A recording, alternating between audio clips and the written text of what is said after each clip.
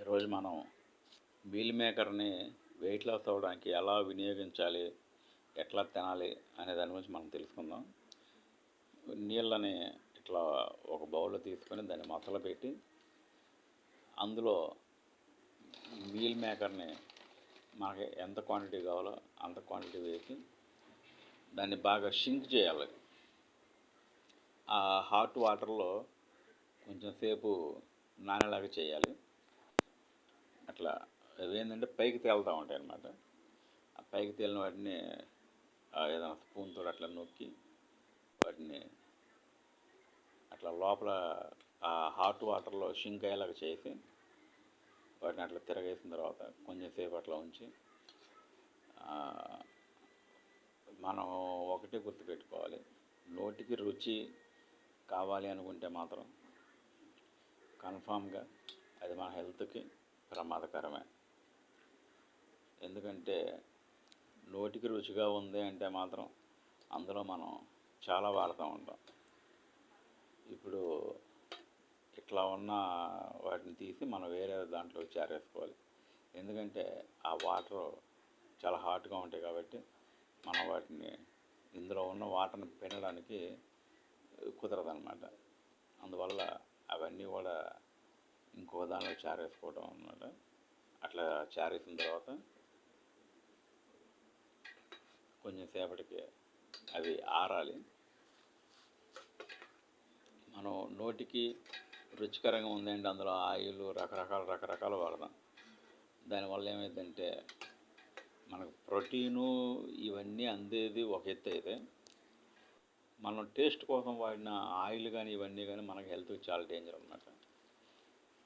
ఇప్పుడు చూసారు కదా, అట్లా అందులో ఉన్న వాటర్ మొత్తం పిండేసేయాలి.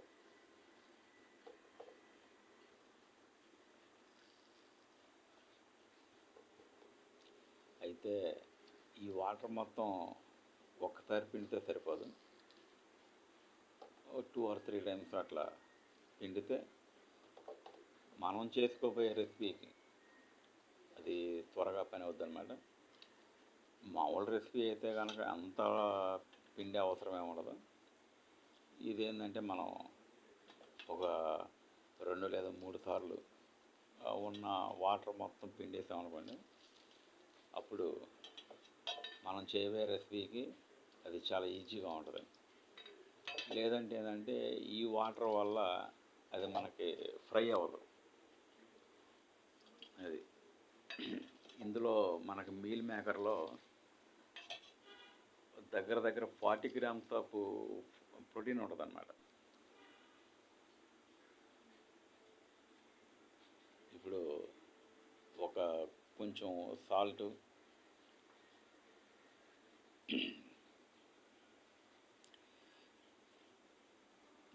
మనకి అందులో ఏమేమి వేసుకోవాలి అది మన ఇష్టం అన్నమాట. మసాలా కారం వేస్తారా, లేదంటే అల్లం, చిన్నులపై, ఇవన్నీ ఏంటంటే మనకు కావాల్సినంత పసుపు కంపల్సరీ వేసుకోవాలి. అల్లం చిన్నులపై పేస్ట్ ఇవన్నీ వేసిన తర్వాత వాటిని బాగా మిక్స్ చేయాలి. చేతులు శుభ్రం కడుక్కొని వాటిని మొత్తం మిక్స్ చేయాలన్నమాట. అది మీ ఇష్టం, మీరు ఏమేమి ఇంగ్రీడియంట్స్ వేయాలి. కానీ ఇక్కడ మనకి మెయిన్ ఏంటంటే ఆయిల్. అసలు మన హెల్త్ని డ్యామేజ్ చేసేదే అది. చూసారు కదా, ఆయిల్ని అద్దినట్టుగా చక్కగా కొంచెమే, అది కూడా అడుగు అంటకుండా ఇట్లా వేసిన తర్వాత బాండీలో వేసిన కొంచెం ఆయిల్ని పొగ వచ్చిన దాకా ఉంచి మనం వాటర్లో క్లీన్ చేసుకున్న ఈ మీల్ మేకర్ని వేయాలి దాంట్లో. చూసారు కదా, అట్లా వేసిన తర్వాత కానీ ఇప్పుడు ఏంటంటే పొయ్యి సిమ్లో ఉండాలి, మ్యాక్సిమం సిమ్లో ఉండాలి పొయ్యి. ఎందుకంటే మనం ఇందులో ఆయిల్ వాడర్లు ఎక్కువ. ఆయిల్ వాడకపోవటం వల్ల మనం హైలో పెడితే అది వెంటనే మొత్తం అతుక్కుపోయింది అన్నమాట. అందువల్ల మనం మ్యాక్సిమం సిమ్లో ఉంచుకోవాలి. దాని మీద గరం మసాలా గట్రా అది మనకి ఏది నచ్చితే అది, కానీ ఆయిల్ మినహా. ఆల్రెడీ ఇందులోనే కొంచెం ఫ్యాట్ ఉంటుంది, మనం ఆయిల్ వాడకూడదు. అట్లా సిమ్లోనే ఉంచి చక్కగా తిరగేసుకుంటా దగ్గరుండి చేసుకోవాలి. ఇది మాత్రం మనం ఆయిల్ పోస్తే ఏమైందంటే అది మామూలుగా అడ- అడ- అడుగంటదు. ఆయిల్ తక్కువ వేసాం కాబట్టి బండికి అతుక్కుపోతూ ఉంటుంది.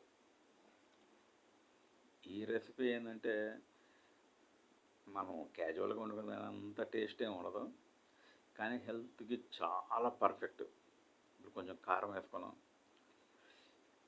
మీకు కావాలంటే కనుక గరం మసాలా వేసుకోవచ్చు, ఇంకేదైనా మీకు నచ్చినవన్నీ వేసుకోవచ్చు ఆయిల్ మినహా. ఇప్పుడు దాన్ని అట్లా